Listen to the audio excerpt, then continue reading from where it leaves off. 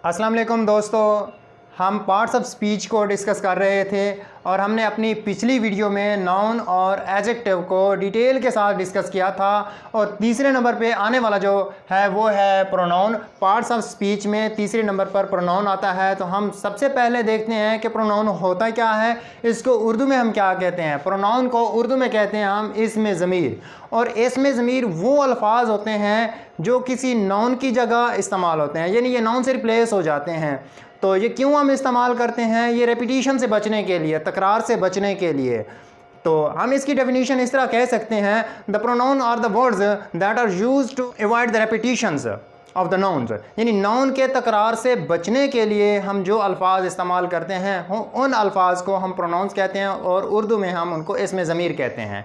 क्योंकि जब हम इंग्लिश का कोई भी पैराग्राफ लिखते हैं तो उसमें हम बार बार एक ही नाउन को रिपीट नहीं कर सकते। जैसे मैं कह सकता हूँ कि अली इज़ माई फ्रेंड, दोबारा मैं ये नहीं कहूँगा कि Ali is 60 years old, Ali lives in Lahore. तो इस तरह बार बार अली कहने से बेहतर है कि मैं कह सकता हूँ कि Ali is my friend, he lives in Lahore, he is 60 years old. तो इस तरह अली की बजाय मैंने जो लफ्ज़ ही इस्तेमाल किया है तो ये एक प्रोनाउन है जो कि नाउन अली को रिप्लेस कर रहा है, यानी रेपिटिशन से बचने के लिए हम इसको इस्तेमाल कर रहे हैं। तो इस प्रोनाउन को समझने के लिए हम देखते हैं इस टेबल को। सबसे पहले आपने प्रोनाउन को ये देखना है कि प्रोनाउन का एक टेबल होता है, वो कैसे है। अब देखें इधर प्रोनाउन कौन कौन से हैं। प्रोनाउन है आई है, वी है, यू है, ही है, शी है, दे है, इट है। तो ये वाले प्रोनाउन नाउन की जगह आते हैं, यानी ये आई अपने के लिए इस्तेमाल किया जाता है, मैं के लिए, और वी हम के लिए, यू तुम के लिए। इसी तरह ही अगर कोई सिंगुलर है और लड़का है तो उसके लिए ही, इसी तरह लड़की के लिए शी, और दे अगर कोई प्लूरल हैं, जमा में है, चाहे वो लड़कियां हैं या लड़के हैं, तो उनके लिए हम दे इस्तेमाल करते हैं। तो आप देख सकते हैं यहाँ पे ये सब्जेक्टिव केस है, यानी सेंटेंस में जहाँ सब्जेक्ट के तौर पर हमें ज़रूरत होगी प्रोनाउन की तो हम ये लगाएंगे, आई वी यू, इनमें से कोई लगाएंगे।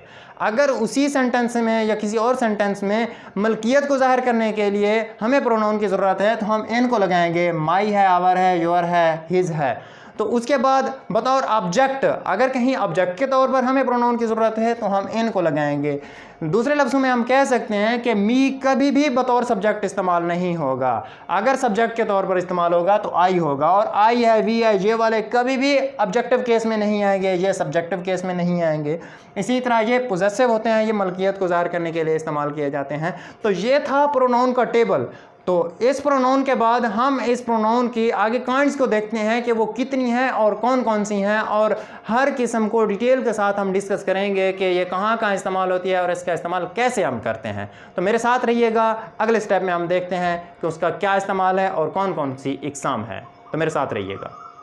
तो आगे प्रोनाउन की यहाँ पे इकसाम है। इकसाम इसकी मेजर जो है वो 6 टाइप्स हैं, 6 किस्में हैं प्रोनाउंस की। तो उनके नेम्स ये हैं, पॉसेसिव प्रोनाउंस होता है, इंटरोगेटिव प्रोनाउंस होता है, रिफ्लेक्सिव प्रोनाउंस होता है, इसी तरह इंडेफिनिट प्रोनाउंस होता है, और रिलेटिव प्रोनाउंस होता है, डेमोंस्ट्रेटिव प्रोनाउंस होता है। तो इनको हम कहाँ कहाँ और कैसे इस्तेमाल करते हैं। अब जो पॉसेसिव प्रोनाउन है ये मलकियत को ज़ाहिर करने के लिए इस्तेमाल किया जाता है। जब हम किसी चीज़ की मलकियत को ज़ाहिर कर रहे हों तो उस वक्त हम इस पॉसेसिव प्रोनाउन को इस्तेमाल करते हैं। और पॉसेसिव में यूअर, यूअर्स, माई, माइन, इसी तरह आवर, आवर्स, हिज। तो ये वाले अल्फाज मलकियत को ज़ाहिर करते हैं। जैसे कहता हूँ दिस बुक इज़ माइन, अब माइन ने मलकियत को ज़ाहिर किया। या इस तरह भी मैं कह सकता हूँ दिस इज़ माई बुक, अब माई ने मलकियत को ज़ाहिर किया। तो ये वो वाले अल्फाज होते हैं जो किसी चीज़ की मलकियत को ज़ाहिर करते हैं, उनको हम कहते हैं पॉसेसिव प्रोनाउंस। उसके बाद आ जाते हैं इंटरोगेटिव प्रोनाउंस को।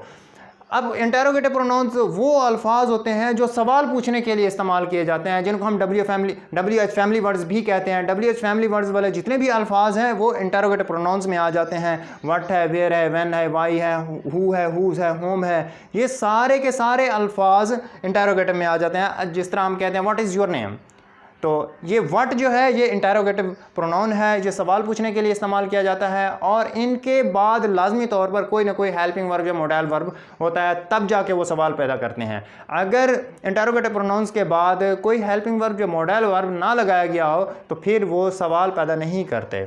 उसके बाद हम आते हैं अगली इसकी किस्म पर, जिसको हम रिफ्लेक्सिव प्रोनाउन कहते हैं। ये रिफ्लेक्सिव प्रोनाउन क्या होते हैं?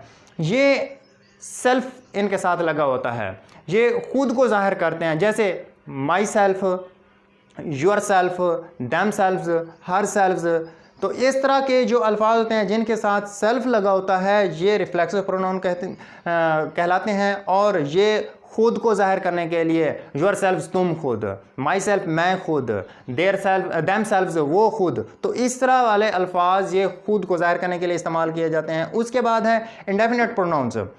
तो इंडेफिनेट प्रोनाउंस वो अल्फाज होते हैं जिससे मुराद कोई स्पेसिफिक चीज़ या स्पेसिफिक पर्सन ना बनता हो, तो उनको हम कहते हैं इंडेफिनेट प्रोनाउंस। जैसे आ जाता है एनीबॉडी, एवरीबॉडी, नोबॉडी, एनीथिंग, तो ये वाले अल्फाज इंडेफिनेट प्रोनाउंस होते हैं। तो ये किसी स्पेसिफिक थिंग को ज़ाहिर नहीं करते, किसी ख़ास शख्स को ज़ाहिर नहीं करते, उससे मुराद कोई भी हो सकता है। तो उसके बाद देखते हैं रिलेटिव प्रोनाउंस। ये ताल्लुक़ को ज़ाहिर करने के लिए इस्तेमाल किए जाते हैं, और ये भी वही WH फैमिली वाले अल्फाज होते हैं, WH फैमिली वर्ड्स होते हैं जो कि इंटरोगेटिव में इस्तेमाल किए जाते हैं। लेकिन एक बात का ख्याल रखिएगा, ये सेंटेंस के स्टार्ट में होते हैं और इनके बाद हेल्पिंग वर्ब या कोई मोडाइल वर्ब लाजमी आता है, लेकिन इनके बाद हेल्पिंग वर्ब या मोडाइल वर्ब का आना लाजमी नहीं होता, बाज़ औक़ात आ भी सकता है और नहीं भी आ सकता। तो ये दो फ़िक्रात को आपस में जोड़ने के लिए इस्तेमाल किए जाते हैं। जैसे I met a friend who lives in Lahore, तो इस तरह मैं कह सकता हूँ I met a friend who lives in Lahore, मैं उस दोस्त को मिला जो लाहौर में रहता है। तो अब हु ने सवाल पैदा नहीं किया, इसने दो फ़िक्रात को आपस में जोड़ा है, तो ये हु रिलेटिव प्रोनाउंस में आ जाता है। उसके बाद है डिमॉन्स्ट्रेटिव प्रोनाउंस। तो ये डिमॉन्स्ट्रेटिव प्रोनाउंस इशारे के लिए इस्तेमाल किए जाते हैं। तो इशारे के लिए ये चंद एक अल्फाज होते हैं, जिस तरह है दैट, दोज, दीज, तो ये वाले अल्फाज डिमॉन्स्ट्रेटिव प्रोनाउंस कहलाते हैं जो कि किसी चीज़ के इशारे के लिए इस्तेमाल किए जाते हैं।